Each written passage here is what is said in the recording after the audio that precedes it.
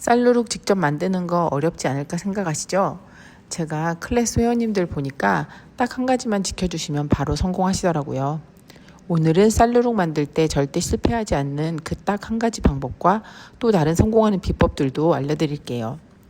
이 쌀누룩을 직접 만드는 건 사실 어려운 일은 아니에요. 작은 계산 하나만 잘하면 힘이 하나도 들지 않습니다. 시작하기 전에 그 한 가지 방법 먼저 말씀드리면 바로 그건 쌀누룩을 만들기 시작하는 시간이에요. 오전 10시 전에 마치세요. 10시 전에 마치면 나머지 일들이 엄청 쉬워집니다. 왜 그런지는 제가 만들면서 설명해 드릴게요. 쌀누룩을 만들기 위해서는 가장 먼저 쌀을 깨끗하게 씻어주세요. 쌀누룩을 만들 때 사용하는 쌀은 맵쌀입니다. 잘 씻은 쌀은 4시간 이상 물에 담가서 충분히 불려주세요. 날이 서늘할수록 오랜 시간 동안 불리시는 게 좋아요. 여름에는 중간에 물을 바꿔주시는 것도 좋고요. 이제 쌀이 잘 불었으면 불린 쌀을 깨끗한 물에 한 번 더 헹궈 체에 받치고 30분 정도 기울여 두고 물기를 빼줍니다. 이제 물기를 뺀 찹쌀로 고두밥을 짓습니다. 저는 누룩 만들기 전날 저녁 잠자리에 들기 전 쌀을 씻어 물에 담가 놓습니다. 덜 불리면 누룩 만들기 어려워질 수 있지만 오래 불렸다고 망치진 않아요. 팔팔 끓는 솥에 찜기를 올리고 쌀 양에 따라 30분에서 1시간 정도 쪄줍니다. 오늘 저는 1kg의 쌀을 사용해서 45분 정도 쪄줄 거예요. 고두밥이 되는 동안 사용할 면보를 깔아두고 쪄낸 고두밥을 면보 위에 펼칠 건데요. 면보는 너무 얇지 않은 것을 사용하는 게 좋습니다. 제가 해보니 두꺼운 천이 보온과 습도 조절을 잘 도와주더라고요. 채반이나 다른 그릇에서 식혀주셔도 좋지만 저는 따로 용기를 사용하지 않고 그냥 누룩을 만들 때 싸줄 면보 위에 밥을 올려서 식힙니다. 발효할 때 적당한 습기가 필요한데 사용할 천 위에서 식히면 그 천에 습기가 배어들어 관리하기 쉽더라고요. 그래서 면보는 얇은 것보다 두꺼운 것이 좋습니다. 쌀누룩 만들기에서 가장 중요한 건 밥 상태입니다.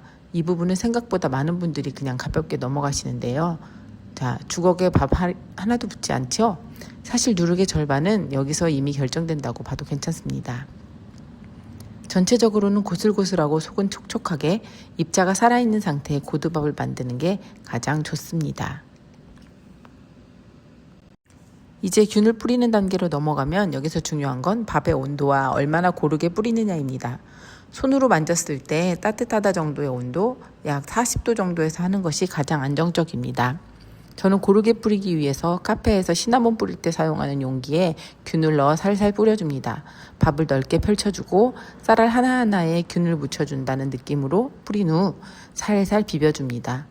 종균 사용량은 마른 쌀 1kg에 종균 1 내지 2g 정도 사용하는데 이 양으로도 충분히 발효가 일어나니 걱정하지 마시고 쌀의 0.1에서 0.2%의 종균만 사용하셔도 됩니다.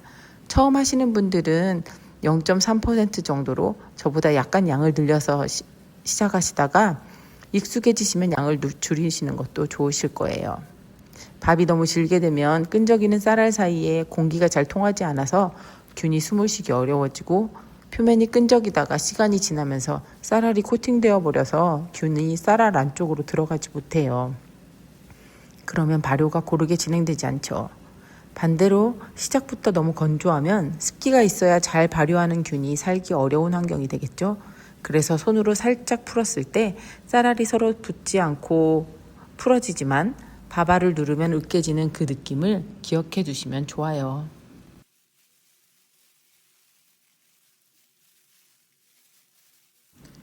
쌀누룩의 종류는 누룩 곰팡이입니다. 누룩 곰팡이는 포자의 색깔에 따라 황국, 백국, 흑국으로 나눠지고 각각이 만들어내는 맛은 다릅니다. 곰팡이에 대해서는 다음에 더 얘기하기로 하고 오늘은 쌀누룩을 만드는 법에 집중해 보도록 할게요. 균을 고르게 묻혀준 다음 균일한 두께로 잘 펴줍니다. 날이 따뜻할 땐 좀 더 얇게, 날이 추울 땐 좀 더 두껍게 펴주면 온도 조절이 쉽습니다. 그런 다음 면보로 잘 싸줍니다. 저는 손가락 한 마디 정도 높이로 펼쳤습니다. 요즘 날씨에 손가락 한 마디 정도가 너무 뜨겁지도 않고 너무 서늘하지도 않게 적당한 온도 유지에 좋은 것 같습니다. 저는 면보 2장을 사용합니다. 아까 말씀드렸던 수분 관리가 두꺼운 면보로 면보 2장으로 하는 게 더 잘 되더라고요. 곰팡이는 습도가 높고 따뜻하고 공기가 통하는 곳에서 잘 자라기 때문에 이 환경만 잘 맞춰주면 쌀누룩을 실패할 수가 없어요.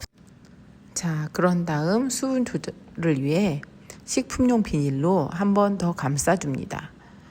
식품용 비닐로 싸두는 건 하루 정도만 싸두시다가 다음날 열이 오르면 풀어주시면 됩니다. 가끔 열이 많이 오르면 수분이 날아가 쌀알 표면이 말라버려서 발효가 잘 안 되는 경우가 있었는데요. 이렇게 비닐로 한 겹 싸주고 나서부터는 그런 일 없습니다. 대개 식품용 비닐을 따로 가지고 계시지 않으실 텐데 이 비닐은 그냥 위생백을 한 면만 오려서 펼쳐서 사용하셔도 됩니다. 이제 균이 좋아하는 온도 30도 정도의 환경에 둡니다. 발효 용기는 공기가 잘 통하는 것이면 좋습니다. 저는 한과 선물 박스로 사용했던 대나무 상자를 사용하는데요. 쌀 2kg에 딱 맞는 크기입니다. 보온을 위해 전기방석 위에 담요를 덮어둡니다. 일부는 삼나무 박스에 넣어 누룩을 만들더라고요. 이런 것들이 없는 분들은 바구니에 담아서 종이 박스에 넣어두셔도 됩니다. 가장 중요한 건 공기가 잘 통하기, 수분을 적당히 유지해주기, 온도를 따뜻하게 해주기 이렇게 3가지만 지켜주시면 됩니다. 이제 이렇게 잘 감싸주면 많은 분들이 덮어두고 기다리기만 하면 된다라고 생각하시기 쉬운데요. 가끔 상태를 읽어주는 것도 중요합니다. 처음에는 따뜻하고 습한 환경을 만들어주는 것이 중요하지만 시간이 지나면서 온도 관리가 필요해집니다. 균이 활동하면서 열을 내서 내부 온도가 점점 올라가기 시작하거든요. 이때 아무것도 하지 않으면 안쪽은 과열되고 바깥쪽은 말라버려서 발효가 덜 되는 불균형이 생길 수 있어요. 가만히 두면 안쪽 온도가 50도 이상까지 오르기도 합니다. 그래서 너무 뜨거워지기 전에 펼쳐서 뭉치기 시작한 부분은 손으로 풀어주면서 열기를 빼주기도 하고 산소가 공급될 수 있도록 해서 균이 전체적으로 고르게 펴질 수 있도록 도와줘야 합니다. 종균을 뿌린 날 저녁 잠들기 전에 한번 밥을 섞어주세요. 산소를 공급하고 다시 한번 골고루 균을 펼쳐주게 됩니다. 온도가 오르는 것은 종균을 뿌리고 난 후 20시간에서 24시간 정도 되었을 때부터 일어납니다. 그 전에는 조용히 활동할 준비를 하고 있다가 왕성하게 자라기 시작해요. 이때가 되면 보온하던 전기방석 같은 것들도 전원을 끄거나 온도를 낮춰주세요. 여기서 아주 중요한 포인트 하나. 처음에 말씀드렸던 오전 10시 전에 마치기. 그 이유가 바로 24시간 정도가 되면 열이 오르기 때문입니다. 발효할 때 온도가 천천히 오르기도 하지만 정신없이 오를 때도 있습니다. 특히 여름에는 한두 시간에 한 번씩 섞어줘야 할 때도 있거든요. 실패하지 않기 위해서는 45도 이상 올라가지 않도록 해야 하는데 저녁에 종균을 파종하면 다음날 저녁부터 열이 오르기 시작해서 밤에 자다가 깨서 돌봐줘야 합니다. 신생아처럼요. 만약 그냥 잠을 잤다 그러면 과열돼서 효소가 역할을 잘 못하거나 과발효되어 끈적이는 쌀누룩을 만나게 되실 수도 있어요. 그러니 피곤하지 않게 성공하시기 위해서는 오전에 균을 뿌려주고 잘 두었다가 24시간이 지난 다음날 오전 열이 오르기 시작하면 활동하는 중간 충분히 돌봐주시고 다시 잠자리에 들기 전에 싸뒀던 면보를 살짝 넉넉하게 풀고 쌀을 펼쳐줍니다. 그러면 우리가 자는 동안 남은 발효를 하면서 숙성이 되어서 다음날 아침에 예쁘고 뽀얗게 변한 쌀누룩을 만나실 수 있습니다.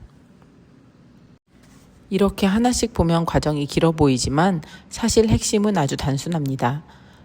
밥은 겉을 고슬고슬, 속은 촉촉하게 준비하고 균을 고르게 뿌려서 묻혀주고 온도가 45도 이상 오르지 않게 유지하기만 지켜주시면 됩니다.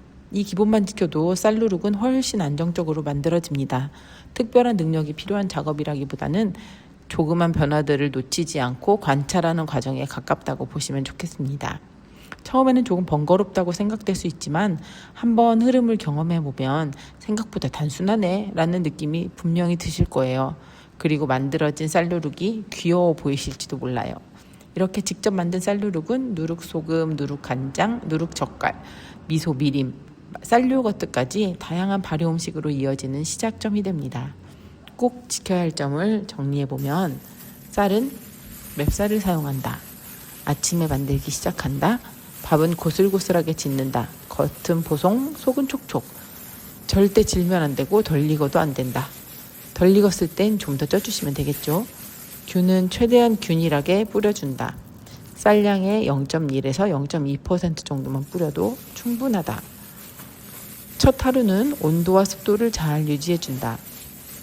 24시간 후 열이 오르기 시작하면 과열되지 않고 공기가 잘 공급될 수 있도록 섞어준다. 둘째 날 밤 잠들기 전 얇고 느슨하게 펼쳐두어 밤 동안 숙성시킨다. 쌀누룩의 발효는 48시간이면 끝납니다. 실온에 두면 계속 진행되어 과발효되므로 다 된 쌀누룩은 건조하거나 냉동 보관하세요. 오늘 내용이 쌀코지를 만들어 보시려는 분들께 조금 더 도움이 되었으면 좋겠습니다.